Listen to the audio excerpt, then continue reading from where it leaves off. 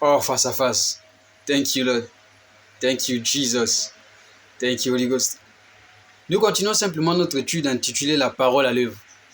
Maintenant, nous abordons la troisième partie et nous croyons que le Seigneur va davantage vous bénir et illuminer les yeux de votre cœur. Dans la deuxième partie, nous avons clairement dit qu'il existe une grande différence entre formuler une plainte et présenter une requête. Et nous sommes toujours sur ce qui s'est passé avec cet infirme au bord de la piscine, dans Jean chapitre 5 au verset 5 à 7. Vous savez, aussi longtemps que vous n'avez pas une révélation, ou encore aussi longtemps que vous n'avez pas une compréhension d'un facteur de votre liberté en Christ, vous allez avoir une vie de court-circuit. Vous allez avoir une vie de balançoire. Vous allez avoir une vie de servitude. Vous allez avoir une vie de yo-yo. C'est drôle, mais c'est raté. Vous allez faire comme si vous montez, vous descendez, vous montez, vous descendez.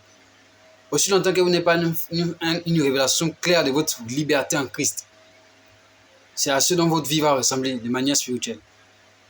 On ne sait pas réellement où ça part. C'est comme c'est ça. Souvent ça avance, souvent ça recule.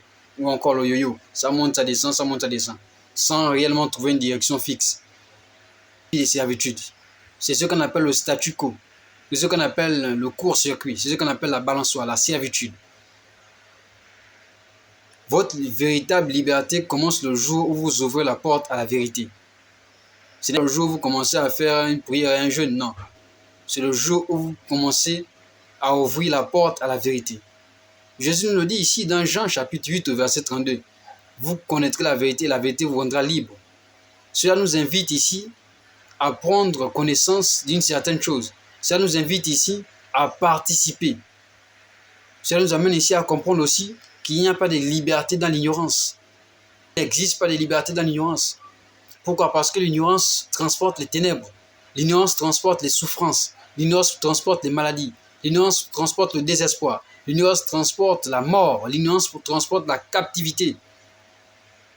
Savez-vous que dans les années 1863, le 16e président des États-Unis, Abraham Lincoln, avait donné un décret sur tout le territoire américain qui disait de libérer tous les esclaves sur le territoire américain et que plusieurs étaient restés et avaient demeuré esclaves, pas parce que le décret n'a pas été donné, pas parce que l'information n'a pas été donnée, mais simplement parce que la connaissance de ce décret ne les avait pas été parvenue. Ils n'avaient pas reçu cette information. Cela nous amène à comprendre que la connaissance nous invite à participer pour la recevoir. Ils étaient restés esclaves alors qu'on avait donné un décret de libérer tous les esclaves dans le territoire américain en 1863. En 1863, par le 16e président des États-Unis, Abraham Lincoln. Le problème, c'est que plusieurs ne le savaient pas et ils ont demeuré esclaves jusqu'à leur mort. C'est la même chose avec Jésus. Jésus est venu et il a libéré. Le problème, c'est que plusieurs personnes n'ont pas cette connaissance. Plusieurs personnes demeurent dans les mêmes choses. Et pourtant, Jésus a déjà fait son travail.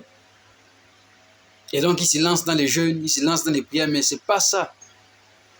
Mais regardez un peu ce qui est écrit ici. L'une des choses que Dieu commande, c'est que c'est important d'ajouter à votre connaissance une autre connaissance. Regardez un peu ce qui est écrit ici dans Osée 4, 6. Dieu, lui-même Dieu dit, mon peuple périt parce qu'il manque la connaissance. Remarquez qu'il n'a pas dit ici, mon peuple périt parce qu'il ne prie pas. Remarquez qu'il n'a pas dit ici, mon peuple périt parce qu'il ne jeûne pas. Remarquez qu'il n'a pas dit, mon peuple périt parce qu'il est vieux ou parce qu'il est jeune. La prière est importante, oui. Le jeûne est important, oui.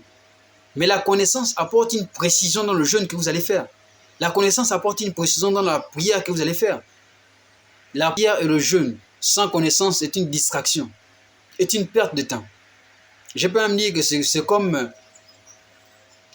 C'est lamentable.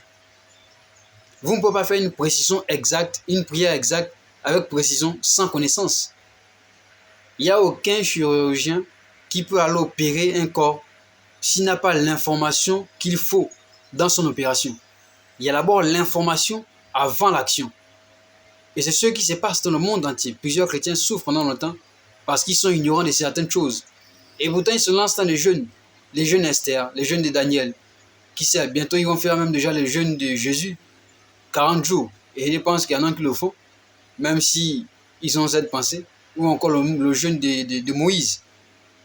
Mais ça, ce n'est pas en fait l'objectif. L'objectif, c'est de trouver d'abord la cause et de frapper là où il y a le problème.